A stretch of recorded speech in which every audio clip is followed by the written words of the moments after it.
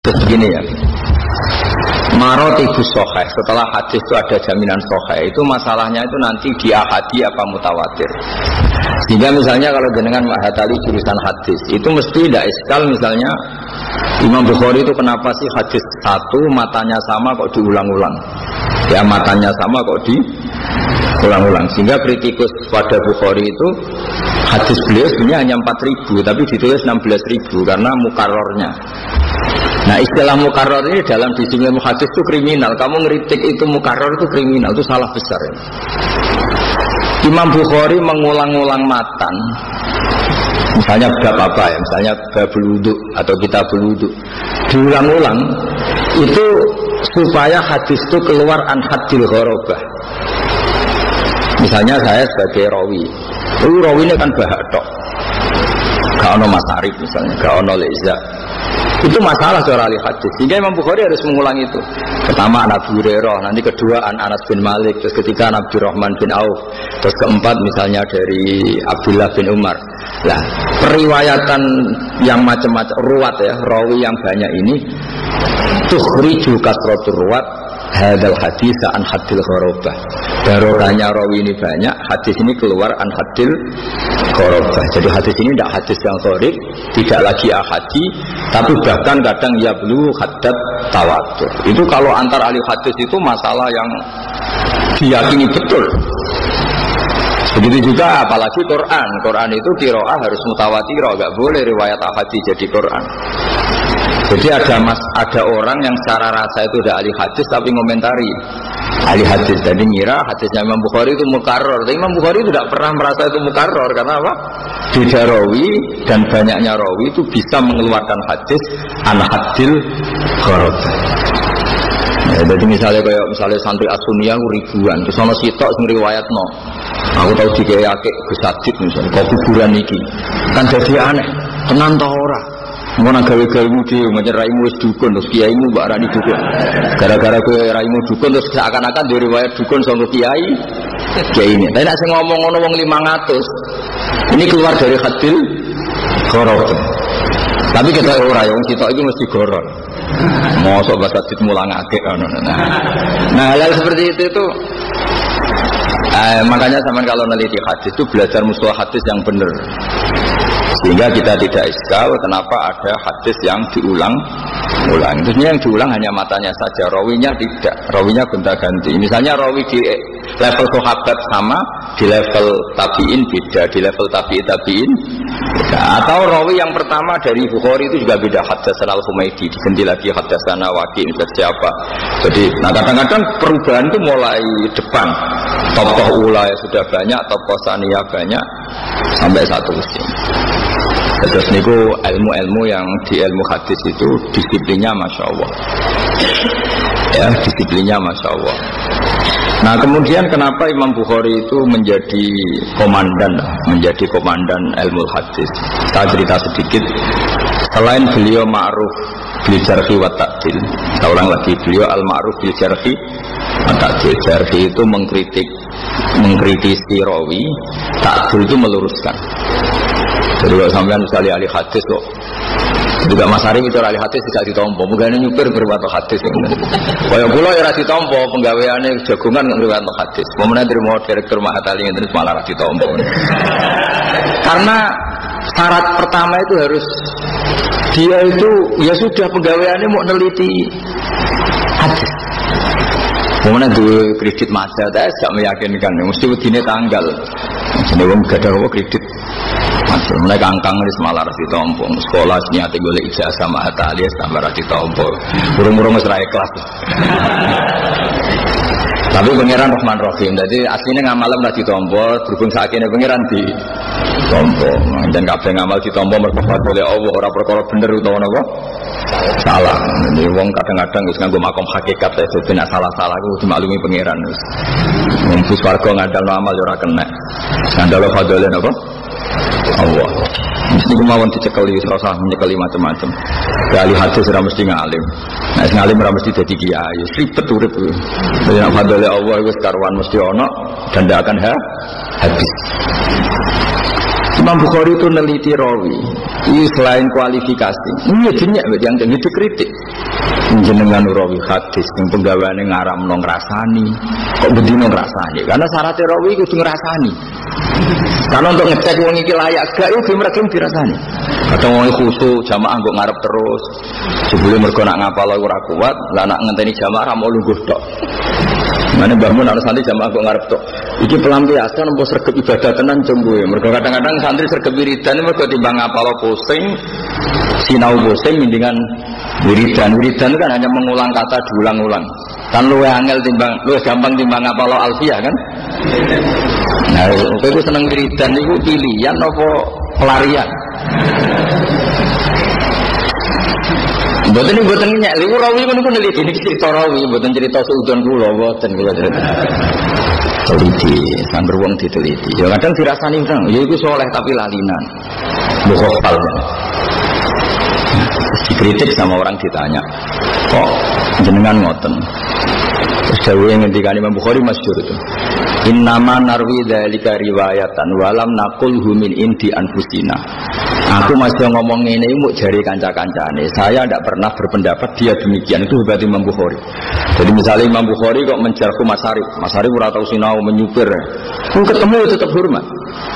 Dia ngeritik itu, dia tetap wong soleh, tapi ya cuma nikola Rasulullah lah ngajine kapan? Tapi nak ketemu wongnya Imam Bukhari tetap hormat.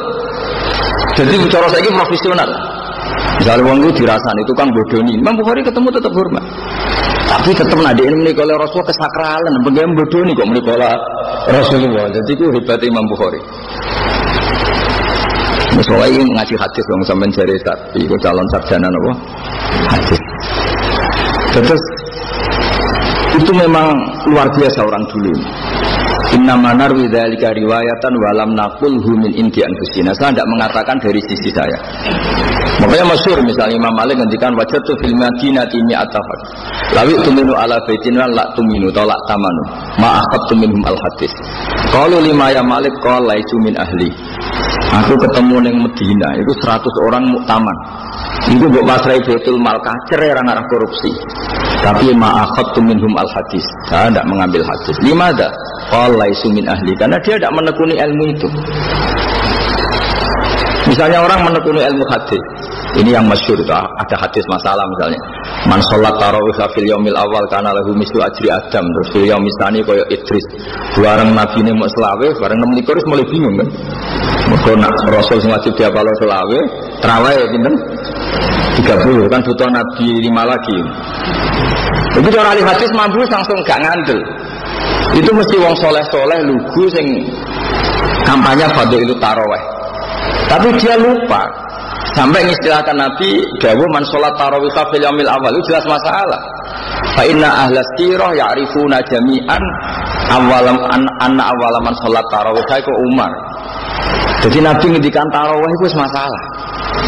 Wong istilah tarawih kowe ra Umar, ba'da wafati Rasulullah kok Nabi ngendikan tarawih. Lah iki jenenge teliti secara matan. Iki ora mungkin iki wong ora tau ngaji. Lah ya ora istilah tarawih itu kan zaman Umar radhiyallahu anhu sing gawe gerakan tarawih ya Umar. Kok Nabi komen ndawono tentang tarawih. Nah tapi nak orang soleh seneng deh, mergo untuk motivasi tarawih. Wih, hari pertama buaya kok Nabi Adam, hari kedua Nabi Idris. Semuanya keren, berhubung keren. Gak mikir ya sokeh tau ora. Nah tapi nak kita seneliti ahli hadis kan, iya Nabi ngendikan tarawih, wong tarawih itu erane Sayyidina Umar. Itu resiko ngantul wong soleh ora ahli ilmu. Tapi kesudah wong soleh ora oleh kuasa. Tapi khusnudon teman-teman urusan kola Rasulullah ya goblok, kadang atau ngaji kok gitu. Dengan kalau kula mbek Mas Arif ya khusnudon ya kadang khusnudon pancen ra jelas. Tapi wong sak tepake ngono. Anu hati ya ngomong ra jelas-jelas ini. Nah, ora jelas ora apa-apa. Sing karuan jelas itu fadhole Allah mbek rahmate Allah. Nah, manusa ya ora tau jelas. Biasa wae liyane nabi, liyane wali ora pati jelas. Tapi sing jelas itu fadhole Allah. Jadi ahli hadis itu tahu. Jadi istilah yang zaman Nabi, kalau begini mungkin, dan itu ya benar, mangqama Ramadan imanan wahtisaban. Itu benar, karena Nabi dulu mengistilahkan serius di Ramadan itu ya qiyamu Ramadan. Tapi kalau istilah tarawih, orang tahu semua itu era Sayyidina Umar. Sehingga misalnya kok sampai lucu-lucu pidato gue tarhib ben wong seneng tarawih terus muni qala Rasulullah man sholat tarawih. Cara wong saya hadis iya Nabi kok ngendikan tarawih zaman tarawih. Juga muni ngene. Dawuh Kanjeng Nabi, nek aku pengen barokah mel omah tahlil, piye kok ngono? Nabi kok bakas mata. Nah iso ning kencong, piye kok bakas kencong balae. Ribet kan? Jadi ahli hadis itu dari segi bahasa saja ini sudah masalah. Jadi makanya kalau suwon ya, jadi sampean jangan pernah iskal sama sesuatu yang di ilmu hadis itu lazim kayak tadi. Cara ahli hadis diulang-ulang itu senang karena menunjukkan ruwatu hadal hadis apa katsir. Bahwa rawinya itu napa banyak.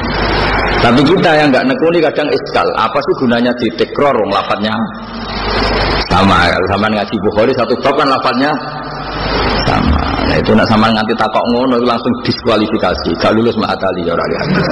Serah potongan ahli hadis. Karena bagi ahli hadis itu wilayah yang lazim. Seperti itu wilayah yang lazim. Karena kalau hadis itu diulang-ulang dan rawinya banyak, barokahnya itu hadis ini hadil ahadits kharajat an hadil gharabah. Karena rawinya banyak. Dan misalnya Mbah Mun itu yang punya ngendikan yang kontroversi. Tapi rawinya banyak, kita harus percaya. Paling banter kita ngerubah maknanya. Hamlu hadal qaul atau hamlu hadhil fatwa atau apa ada makna misalnya gini. Masyhur kan Mbah Mun ngendikan zada khusyuan zada jalan. Itu kan kontroversi secara teori. Masa orang khusyuk jadi tersangka? Kamu kan nggak terima sebagai orang yang bekalnya hanya khusyuk, mesti kan ya nggak terima. Ya. Tapi masyhur bangun ngendikan manis zada khusyuan zada jalan. Kita kan cara ngendikan rabamun kan ya banyak yang komplain lah. Masa orang khusyuk kok dikritik? Gitu. Padahal khusyuk itu artinya orang yang takwa sama Allah, yang melakukan perintah Allah, meninggalkan larangan. Nah, berhubung ini riwayat sahihah karena rawine lu mutawatir lu, kuwabe sing nate ketemu ya. Wong nganti kula nu santrine Mbah Mun, nganti alumni sik takok-takok. Mbah Mun sik ngendikan ngono terus sampai akhir hayati tak takok. Nek mau dimansuh. Ini sik ngendikan zada khusyuan zada jalan. Sampai ada seorang kiai kena takokno teng Mbah Mun. Gus wis sampeyan parek Mbah Mun takokno. Kalau tak takok aku sing jawab, aku mondok mulai cilik nganti saiki ngono. Iku khusyuk artine Jawa. Wong bekar-bekar dilak-diluk iku khusyuk. Ora kok khusyuk sing nggorok Quran qad aflahal mu'minuna alladzina hum fi sholatihim khushu'un. Nak khusyuk Arab iku pancen kalimatu madkhin, mergo maknane imtisalul awamir wa jinabun nawahi. Lah nak khusyuk pondok ya wong ora tau sinau tapi ketemu wong diluk. Wae jam belajar gak buka kitab yo dulu. Nah itu kok khusyuk kan. Jadi itu kalau riwayatnya sahihah kok lafadznya maknanya kontroversi lah. Ini yang perlu diteliti itu hamlul makna. Ya kira-kira ngono kan hadis. Sama hadisnya Nabi kadang secara zahir lafadz itu masalah. Secara zahir oke. Cara bahasa saiki kontroversi. Tapi nanti ulama yang tahu hamlu hadal hadis. Ya misalnya Nabi ngendikan gunanya apa poso nak montok lesu tok ra ditampa pangeran. Gunanya apa poso nak ora tau ngrasani. Kan enggak bisa terus nak ngono nak isok ngrasani ada ora poso, enggak bisa seperti itu. Lafaz-lafaz yang seperti ini kita tahu betapa Nabi inginnya wis poso lesu, poso melak itu wis kadung direwangi kangelan mbok untuk ganjaran. Ganjarannya jangan dibatalkan oleh ngrasani dan melakukan hal-hal yang buruk. Coba terus malah ke bantah hadis. Hadal hadis nunjukno nak ngrasani batalo poso. Terus kowe ngarang fikih baru. Min mufsidati shaumi al-ghibah kama qala Rasulullah sallallahu alaihi wasallam. Ya saged kabento orang sembrono. Akhirnya terus gawe daftar baru. Mufsidati shaumi ora kok mangan ngombe tapi apa? Ngrasani. Ya diguyu wong akeh. Saiki kiaimu murid goblok ngene iki piye oleh sekolah. Nah kalau ada lafaz-lafaz seperti itu tugasnya ahli hadis itu hamlul makna. Maknanya arahnya kemana? Bukan menunjukkan hibah itu tufsidus sauma, tapi tufsidu ajras saum. Tapi pasannya tetap wajib, ya tetap sah. Jadi saya ulang lagi ya, jadi begitu seterusnya sehingga sampai nanti terbiasa.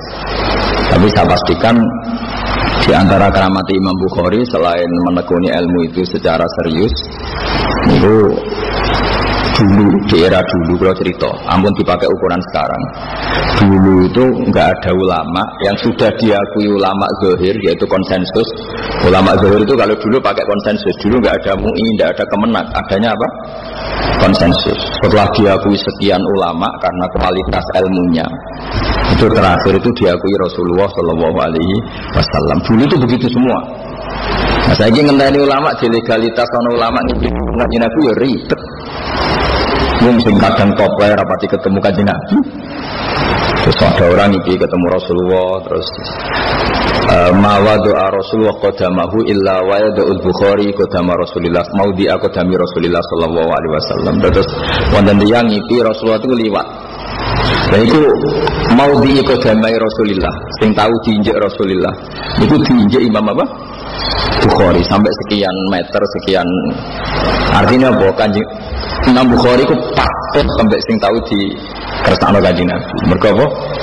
Qadamal Bukhari, drama Nur Imam Bukhari niku ya tau qadamai apa? Rasulullah. Iku maknane plek corong Jawa iku plek. Terus Imam Bukhari betul khirdah, betul kecil. Yudafi'u an Rasulillah.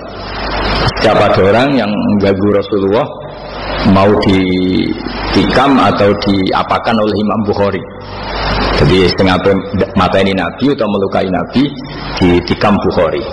Terus ulama zaman itu kabeh nakwil Imam Bukhari itu hadisnya persis sing kersane Nabi mergo qadamuhu yuwati'u qadama Rasulillah.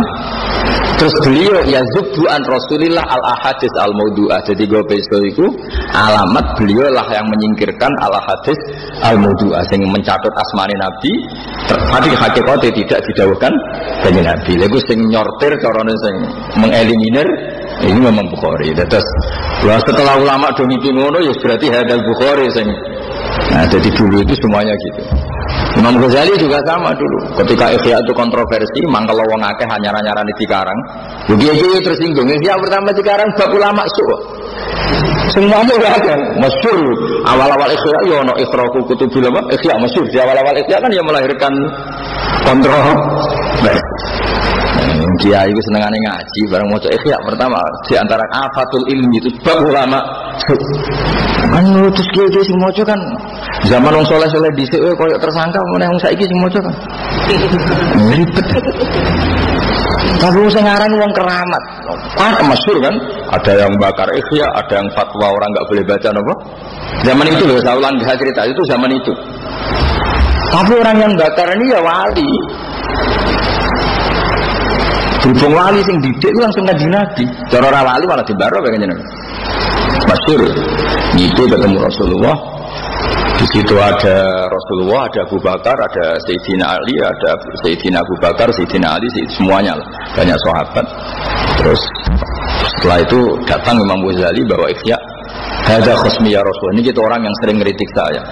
Gara-gara kalau mau ngarang apa? Ihya. Terus masyhur itu. Hati kitab, di kitab Ihya. Baru terus kanjeng Nabi ngutus Sayyidina Ali Iqra alayya cek waca.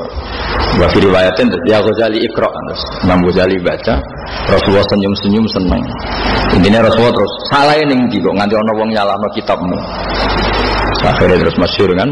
Terus fa'amara Rasulullah alian napa ayat riba fisauti ning gone napa azhara hadar rasul yamane terus wong iki dijilid di nyoncor saiki dibedheti ambek Sayyidina Ali. Terus istasfa Abu Bakar lha niku dene tangi turu astarus siap kesehatan geger.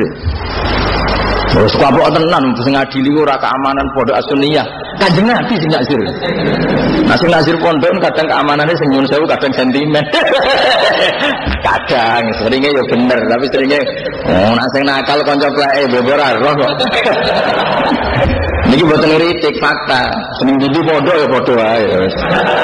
Nah sing salah kok ora ndok musuhe cepet sampai atasan. Sing salah sing ngutangi dekne bobor roh. Atau sing adik ayu pokoke sing prospek ya.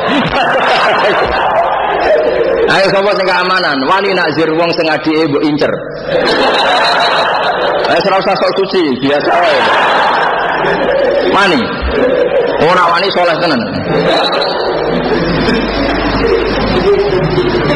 Utawa nak jur wong sing biasa salam templek mbek kowe 200.000. Kepen mateni rezeki ya. Mesti nak salah biasa, nak salah nemen yo. Nek konangan wong akeh piye meneh. Nek isih kowe tok sing menangis mesti dalil man satara musliman satara Allah. Lah sing salah musuhe iqamatul haqqi wal adl. Bareng sing salah kronine man satara musliman satara entuk dalil. Terus kadung pinter. Kadung pinter. Walhasil akhirnya ya terus ulama niki terus tobat terus memaklumatkan bahwa kitab Bukhari itu kitab yang luar biasa. Rian dia ada Imam Bukhari ya sama masyhur itu. Setengah percaya beliau ya banyak. Jami'atu ahli hadis liyam tahinu al-Bukhariyah. Terus faqallabu al-asanid kada wa kata masyhur. Jadi wong ra percaya ku ya oleh wong pertama debutan ora. Akhirnya ada 100 ahli hadis ngetes Imam Bukhari rawine diwolak-walik, hadisnya diwolak-walik. Terus Farad al-Bukhari Imam Bukhari bisa mengembalikan rawi hadal hadis pada tempatnya, lafaz yang diacak juga dikembalikan pada tempatnya. Terus fa'ad anulahu bitta'dim sunda itu terus mereka baru mau tak. Jadi juga saudarane ahli hadis gampang. Direktur Mahatali lulus status ahli hadis aman. Pengen koreksi kowe sapa sunge serangan tuh mau ke formalitas kae kok dites. Dites tak kebal wa minkum tak kebal dari. Mulane gurune ya aja dites sing sekolah ya aja dites. Supaya wae lulus berdasar kasihan sudah tua lulus tuh. Mau ini wis teng model budi mawon pertimbangannya atas nama rahmat Tuhan yang Maha Esa. Di sini pun boten ribet riyen sama tak ceritane. Imam Bukhari salime ngoten dites ambek ulama ahli hadis 100.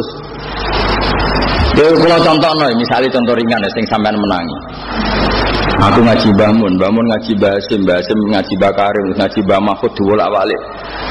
Ya kan cara wong sing ngerti sanad kan bulet. Wah ngawur wong iki. Mestine iku Mbah Mun ngaji Bakarim lagi Basim lagi Mbah Mahfud lagi Said Abi Bakar Sato. Nah tapi misalnya ono wong terus mulai amal bagi yang ahlinya kan ngerti banget. Suatu saat misalnya wong wis lali sampean terus ono wong muni ngene. Mau dhisik ngaji Mbah Johari ngaji kesakit. Terus ketemu cara wong sentro kan. Piye anak dadi bapak-bapak jajan. Nah kira-kira ahli hadis tahu betul. Tahu betul rawi, makanya kata Imam Bukhari saya tidak membaca satu rawi kecuali tahu lahirnya, tahu wafatnya dan tahu generasinya supaya sanad itu tidak kolak. Banyak orang yang menganggap Basim itu seniornya Syekhona Khalil karena sekarang Basim lebih terkenal karena Hadratus Syekh pendiri NU. Tapi kita kan terus kudu guyu karena kita ngerti Basim ngajine mbek Syekhona Khalil bukan sebalik. Lalu beli al-hadis ngerti banget. Dan ketika Imam Bukhari rawi diwolak-walik ya banget ngerti ini wong kita saja tahu, hanya kita saja kalau di era kita kan kita tahu. Misalnya saya sampai saya jadi kan siapa? Ya saya Mbah Mun, Mbah Zubair, Kiai Fakih Mas Kumambang, Mbah Mahfud Termas, Mbah Mahfud bin Abdullah bin Abdul Manan. Beliau ini menangis Sayyid Nabi jadi di Sahibul Ithaf. Itu kan misalnya buat wali. Ada wong serara Mbak Abdul Manan jadi bar Mbak iku. Bar Mbak Fakih Mas Kumambang ngaji Mbak Abdul Manan. Bariku ngaji Mbak Abdul ngaji Mbak Mahfud. Mbak Mahfud itu butuhne Mbak Abdul Manan, malah Mbak Abdul Manan barane ngaji Mbak Mahfud. Nah kira-kira seperti itu dites. Warang Imam Bukhari saudara nih hadis mau salah mestinya rawi iki makan mau salah mestinya ngene. Dulu kenapa Imam Malik menamai kitabnya Al-Muwatta? Itu juga begitu. Setelah beliau nulis Muwatta selesai, aradtu kitabi hadza ala sab'ina faqihan min fuqaha'il Madinah. Fakulluhum wata'ani fasammaituhu Al-Muwatta. Kitab ini saya tulis, kemudian aradtu itu tak tasihkan ke 70 ahli hadis. Fawata'uni semuanya menyetujui. Wata'a wati'u muwata'atan itu setuju. Makanya fasammaituhu Al-Muwatta yang disetujui. Sampeyan gak cukup ngerayu gurune, sowan-sowani terus enggak ya cerita nek wong tuamu meh mati wo piye, dulurmu akeh. Terus ning desa sing calon kiai kuwi tok mosok boten jenengan lulusno. Kiai biasanya pengapesan, bangsa diteror niku pengapesan. Lulus. Ora usah dites ngono, dites ora lulus tenan cara model napa? Zaman siapa?